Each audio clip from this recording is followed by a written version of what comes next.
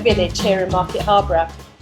We're here to talk about watering plants.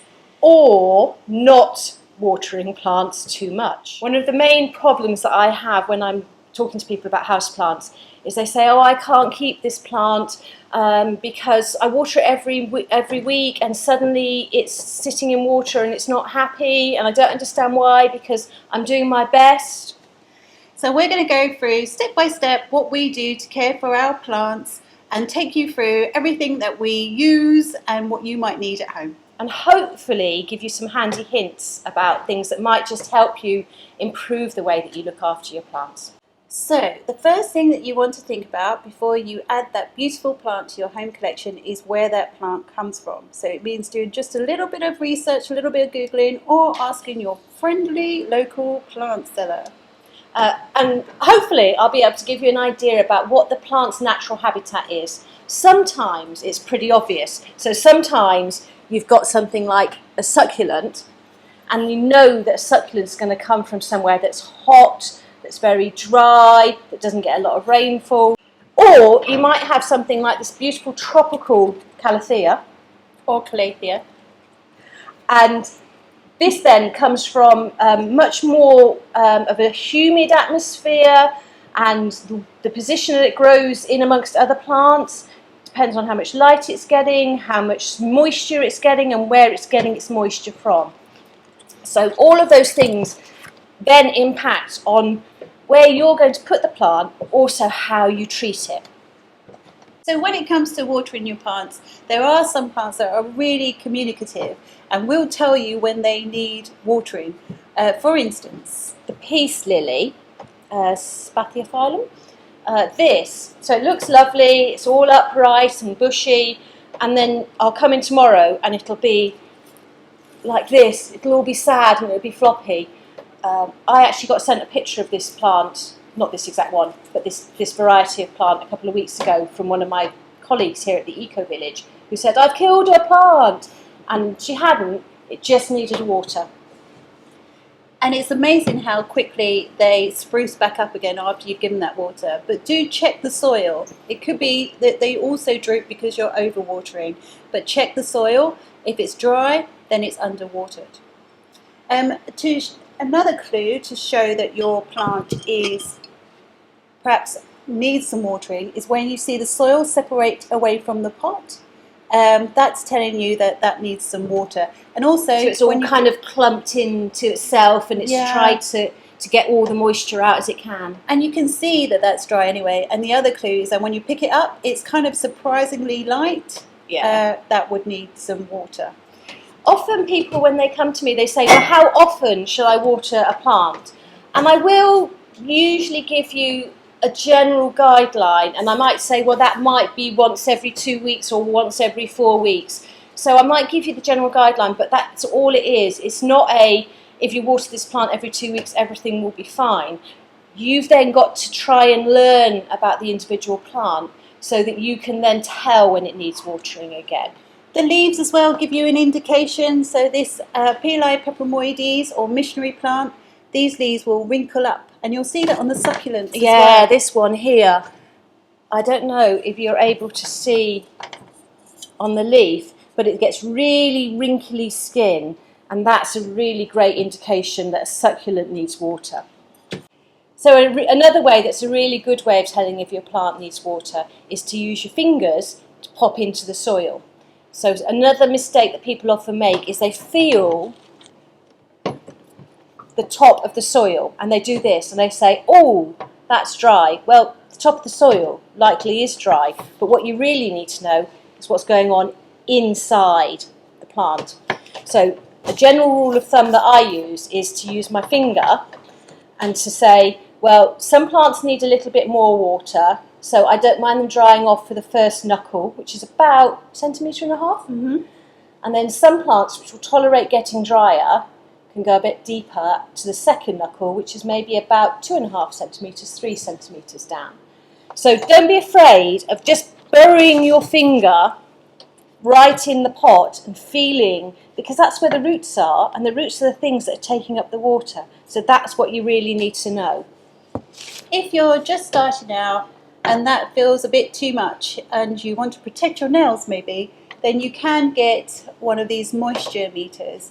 And this is really simple to use. You just stick it right into the pot, just as far as Susie's just kind of explained, and then it will show you whether it's dry, moist or wet. Obviously it's wet or moist, you can go without watering for a bit. If it's dry, depending on the plant, then that's a good time to water. So these are available from massive online shops. But if there is anyone out there that's a small business or local to us that are selling these, then do contact us and we'll help you out with getting some more customers with that. I think moisture meters are a really interesting way to go for people who maybe haven't got confidence in their little fingers. So I got this when I first got my few plants because I got a Calathea orbifolia and it was just slowly dying. I didn't understand. I didn't know anything about Calatheas or whatever it is that you call them. Calatheas. Bless you. I don't even know what I call it anymore. So this was really helpful. But well, what was the problem with it? It was drooping, and I was loving it and loving it and watering it and watering it, and that was the problem. It was and too then I got wet. this, and the topsoil was dry, so I didn't realise deep underneath the roots were rotting. So this will help you at the beginning if you're not comfortable with sticking your finger in or you're not ready for that. It'll just give you a bit of confidence in doing that. And it's quite a nice way to get the kids involved as well. Yeah. I mean, one thing that I think is I would say is accurate is I don't think any plant should ever be sat in water. No. So sometimes, and we'll talk about this in a minute, you can water plants from underneath, and so you might put them in a bowl for a little bit to let the water draw up.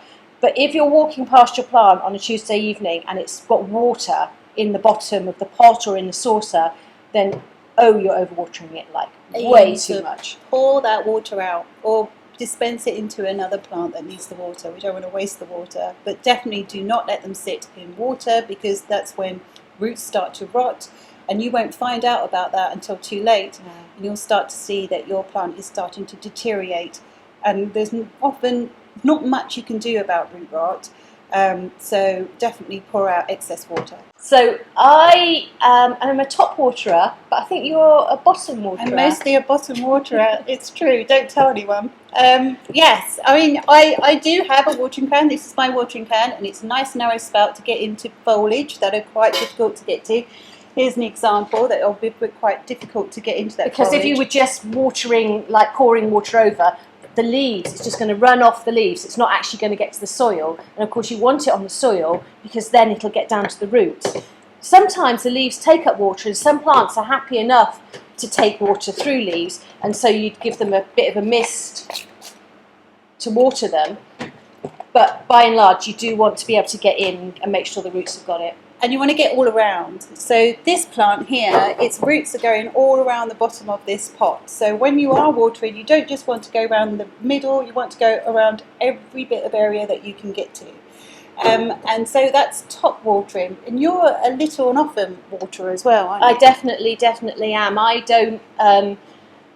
don't like to give things a long period without water, but that's because I think I've got more of a routine that goes on. So I try and check my plants and have a little chat with them once a week.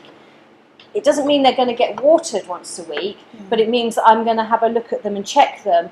But I am more likely then to give it a little bit of water and then come back the next week and give it a bit more. And that way I'm not going to leave it if I miss a week of having the chat. So I have a chat every week, and often they don't need watering. But I like to let them dry out a bit, and then I plonk them on a tray of water with a little bit of fertiliser thrown in, and I just let them take the water up from the bottom. I do that with plants like this one that we showed you that are probably difficult to get to if it's in a pot that allows you to do that. And I'll do that with ones that I find difficult. So for me, and we all have our little nemesis plant that just won't stay alive for us, this Peperomia angulata is mine. And if I top water this, it starts to decline. But as soon as I've been bottom watering it, it's doing okay. Yeah, that actually... For me, this very plant, it had a lot of top watering, and it was very unhappy, and I took it home and I still top watered it, but I did my little and often thing, and that's what helped bring it back. So I guess there is no right and wrong. It's just what your routine is, how many plants that you've got, but keeping that routine. Keep checking with your plants, keep talking to them, keep inspecting them, and you'll get to know them really well in terms of how you want to water them. I also bottle water when I don't have a lot of time. I will plonk them in water, go off, come back at the end of the day. The water will either still be there or be seeped up. If I feel that the top of the soil of those plants is still a bit dry, I might top up the water and leave them a bit longer. But for ones that don't need a great deal, I'm trying to have a look, like a Sansevieria maybe. Yeah. They don't need much water at all. No, I mean these, I don't even know where these guys come from, but they kind of feel like these are really succulent. So they're kind of from places like Mexico, I would have thought, and hot countries. So these often come in a coir compost, which is brilliant because we try not to use peat, but this coir compost drains through really fast, so it feels like they're very dry, but that's fine. They're perfectly happy to be dry, and they thrive on a bit of neglect. Actually, these are really. They do. So another way that I know that people are quite fond of watering their plants is to give them a shower, and loads of people do it. Is they get all their plants together in the bathtub, kind of once a week or once every 2 weeks maybe, and then they run the shower head over them. So that's a nice, easy way to get everything done together.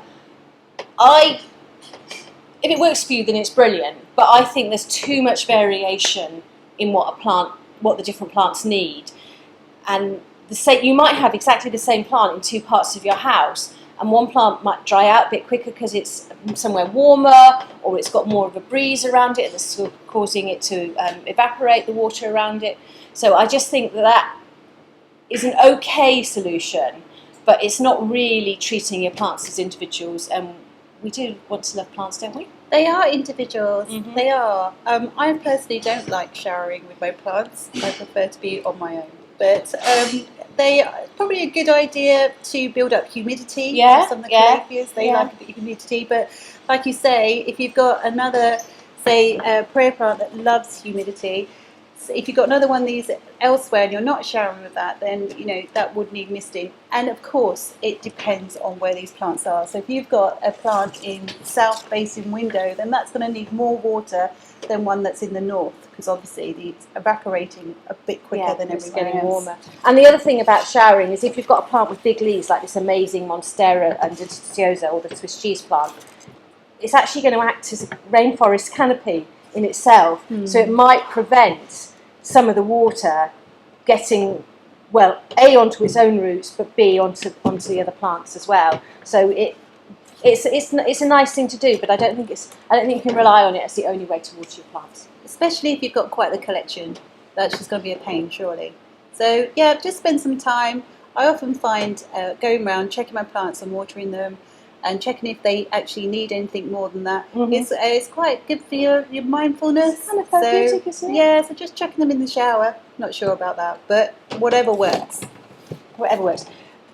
So the other thing, though, that I am massively keen on, and we touched on it, is I do love a mist. She loves a mist. She loves a mist. I love misting plants. I think that there are some plants, particularly more leafy plants, that I worry about them getting too wet in their soil. But I'm aware, especially if there's been really hot weather, that they need more moisture. And I think that if you mist them, it's creating humidity around them. And a lot of these plants will take up the water through their leaves. So I think that's a good solution to something that's either a bit more leafy or like these beautiful Hoyas. Now, these are naturally epiphytic. Yeah. So epiphytes don't necessarily grow in soil. They grow on the sides of trees and things, and they have a little bit of soil in the nook and cranny. But they're not really relying on the moisture from soil. They're relying on moisture that they get from around them. So spraying on something like a Hoya, I feel is a natural thing that it's going to really enjoy. And I would also bunch them together. If you've got humidity-loving plants, then bunching those plants together into one little humidity-loving family is a really lovely way to raise that some moisture from each other. There is something else. There's another meter if you're not sure. And this shows you your humidity in your home. So I would say pro plants, Hoyas need about 40 to 50% minimum humidity. So this will show you if you have that sort of humidity, and it's a good indicator to tell you whether that plant will be happy there. I think if you're going to go onto something like that gadget, though, that's where you need to know what plant you've got. Yeah. So that then you can then look up, and I'm sure there must be a whole kind of list of what plant needs what humidity. Yeah. Surely. Oh, yeah. That's in your research. Google your plant. Definitely. So there are different mediums of water to use. Most of us will try and use tap water, and there's nothing wrong with that. Tap water is better than no water, but tap water does have chlorine in it and some limescale, which you'll probably see building up in your kettle. And it's possible that it's got other bits and bobs in it, like fluoride and microfibers and maybe some metals. So that's just tap water, and that's the nature of tap water, and you shouldn't feel bad about using it. So one thing that I do with tap water, because I tend to use tap water because I'm a bit lazy like that, is I will pour the water out of the tap and then I'll let it stand. If I can let it stand in an open bowl or a jug, and then some of that stuff, does that evaporate off the top? Yeah, I think it dissipates over a day's worth. I mean, if you can do that, then that's great, because that chlorine will dissipate eventually.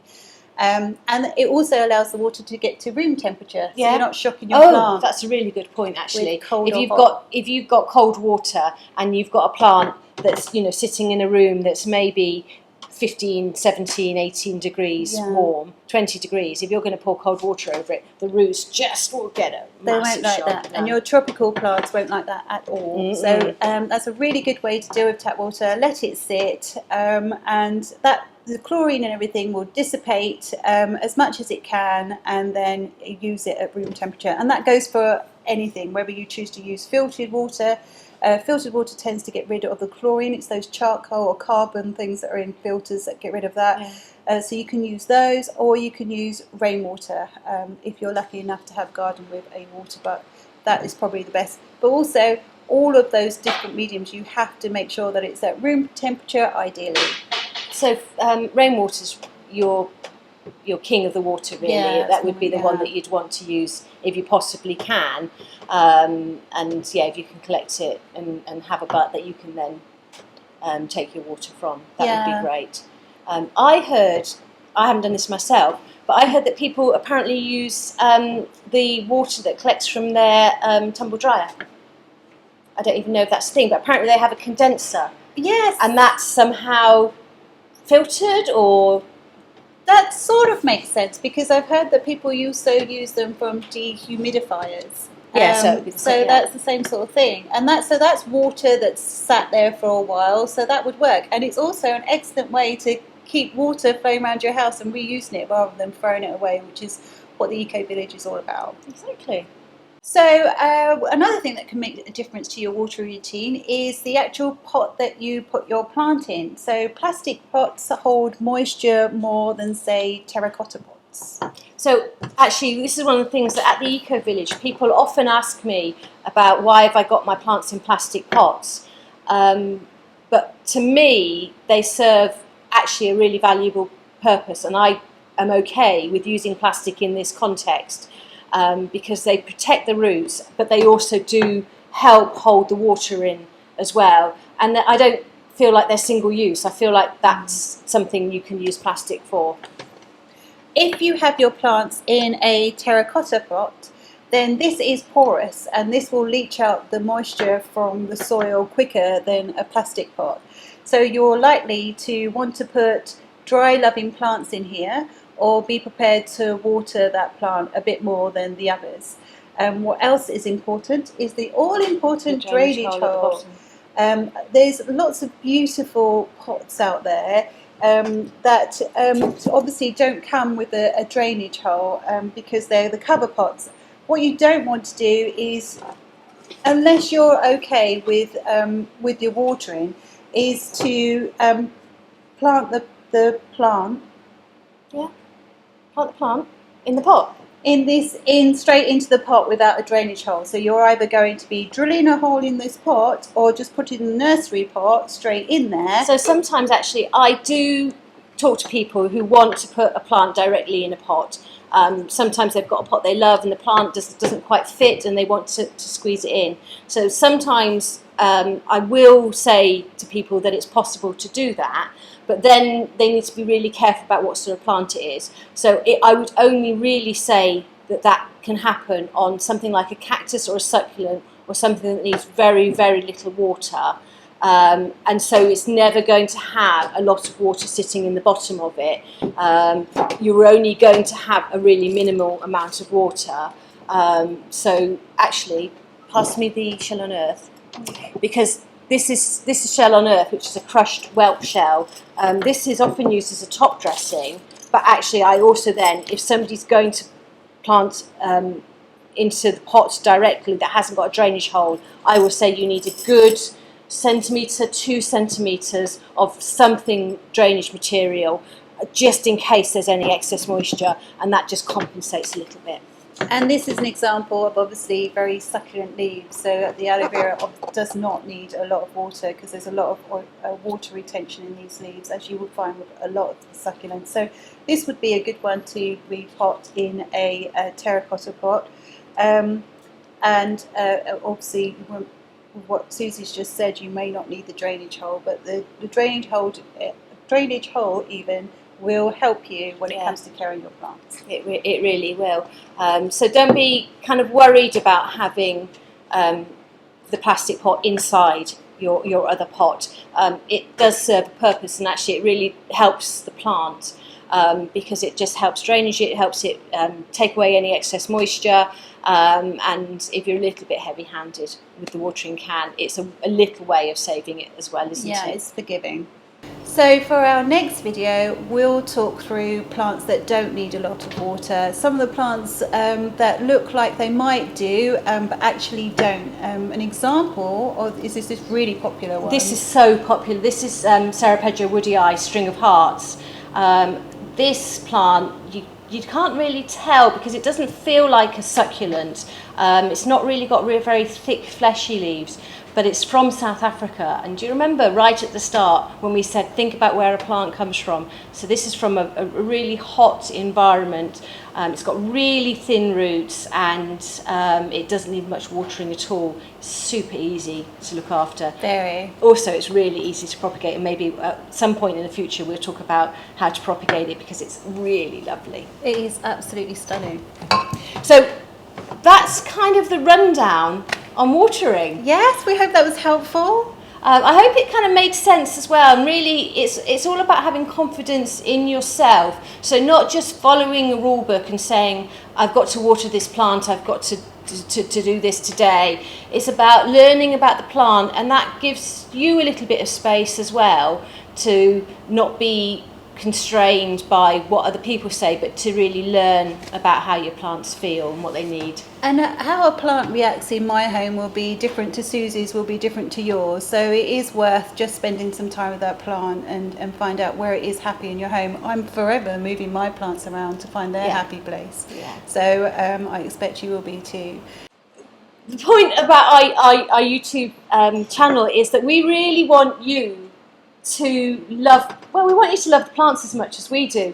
And sometimes people feel like they can't love their plants because they feel like they don't understand enough, or they think they can't keep plants, or they don't know what different plants there are. So what we want to do is dispel some of those myths. And we don't want it to be overwhelming, because it isn't. You don't have to know the Latin names. You don't even need to know the common names. You just have to love the look of it and just figure out how to care for it like you would anything that you love. So in this series of videos, we're going to be giving you hints on things like watering, where to put the plants. We're going to give you ideas about the different types of plants that you might be able to get, and then we'll probably look at each individual plant and say how you might care for it.